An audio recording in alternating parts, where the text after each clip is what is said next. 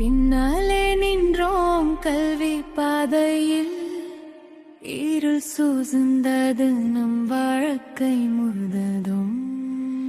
India மக்கள் தூங்கி கிடந்தோம், கனவக கண்ணில் மட்டும் நின்றனா.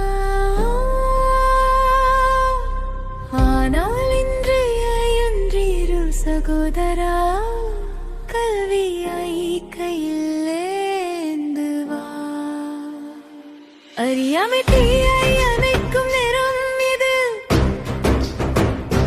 புடியா பயணம் தொடங்கும் இப்பொழுது. கல்வி கல்வி அது சக்தி அளவில்லா, மனதை திறக்கும் உலகை வெல்லும் ஆயுதம்.